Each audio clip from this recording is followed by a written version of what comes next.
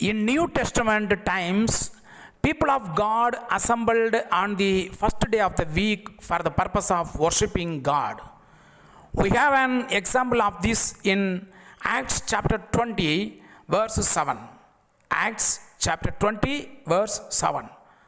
Thus, we are to come together on the Lord's day for the same reason.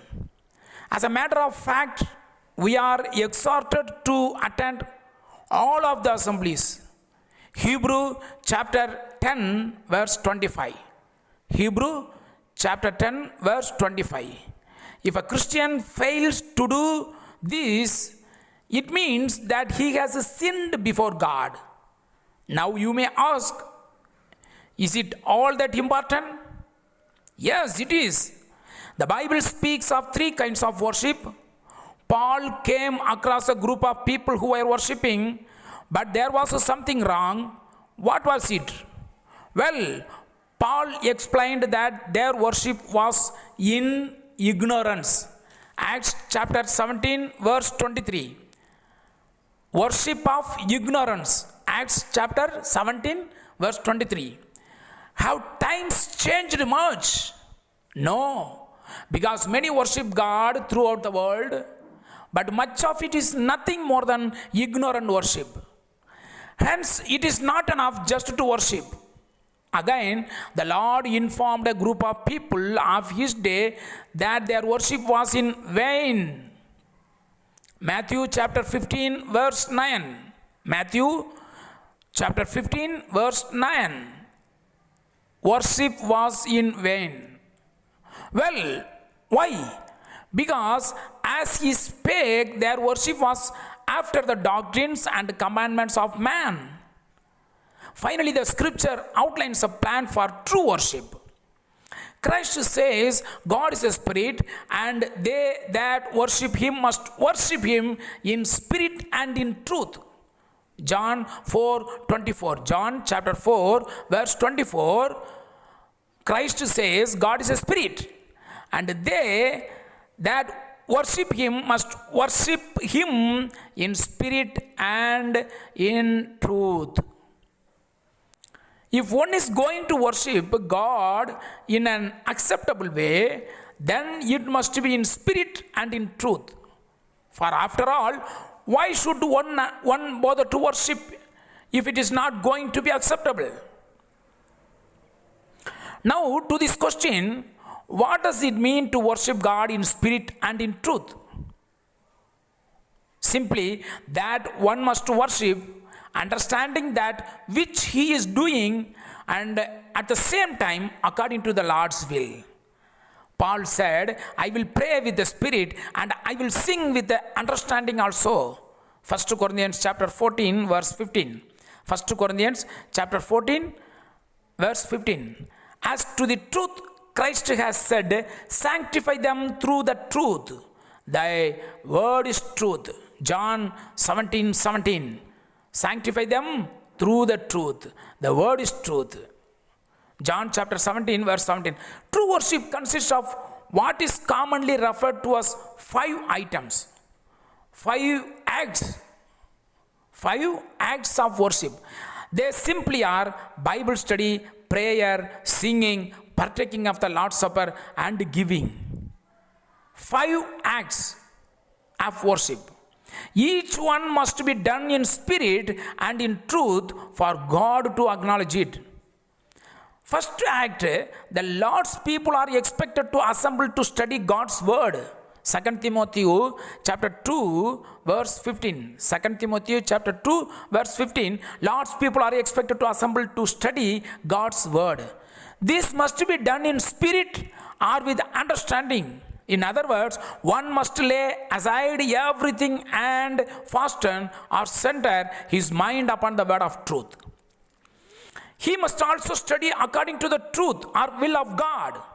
That is, he must be willing to lay man's thoughts and conceptions down and simply take God at his word. Of course, rightly dividing the word of truth at all times. Second act of worship, the people of God are to meet for the purpose of engaging in prayer. 1 Thessalonians chapter 5 verse 17. 1 Thessalonians chapter 5 verse 17. This too must be entered into with the spirit and the understanding. Prayer is a wonderful medium and a wonderful blessing which God has bestowed upon man. But this privilege can be abused. Many enter prayer with their minds upon the things of the world and so on. Be it remembered then that if one is going to pray in such a way as to be heard of God, he is going to have to be in the right frame of mind to do so. Likewise, prayer must be according to truth. One's prayer must be in harmony with the will of God to be answered. Third, acts of worship. The Lord's disciples are to come together to sing. The Lord's disciples are to come together to sing. Ephesians chapter 5 verse 19. Ephesians chapter 5 verse 19. This must be done also in spirit and understanding. The words of a song should truly come to life as one puts his mind to his task. Furthermore, as one sings according to the truth, the melody is made in his heart instead of on some instrument of music. The melody is made in his heart instead of on some instrument of music. The fourth act of worship, God's people are to assemble to partake of the Lord's Supper. God's people are to assemble to partake of the Lord's Supper. In this case, one is to remember that the Lord was nailed to the cross and thus shed his blood for the sins of the world. This supper is a memorial. This supper is a memorial. Then too, the truth would require that one do this each first day of the week. Acts chapter 20 verse 7. Acts chapter 20 verse 7. Fifth act of worship, Christians are to meet on the Lord's day to give. 1 Corinthians chapter 16 verse 2. 1 Corinthians chapter 16 verse 2. In spirit, one is to recognize the importance of such giving. In truth, he is to do it as he is being prospered.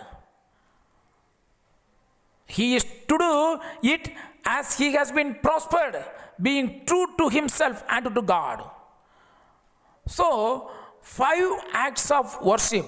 This is a true worship. Already we see 2 types of worship. Worship of ignorance and worship of vain. But now we are doing true worship. The true worship consists of 5 acts. 5 acts. First act, the people are expected to assemble to study God's word. Second acts, the people of God are to meet the purpose of engaging in prayer. Third acts, the Lord's disciples are to come together to sing. Fourth acts of worship, God's people are to assemble to partake of the Lord's Supper. Fifth acts of worship, Christians are to meet on the Lord's day to give. Dear brothers and sisters, now this is a time to examine ourselves what kind of worship we are doing. In the first day of the week, what kind of worship we are doing? By the willingness of God or by the guidelines of the man-made organizations? In front of our worship, these 2 questions are standing. In this world, we can see 3 types of worship. Worship of ignorance, worship of vain, and true worship.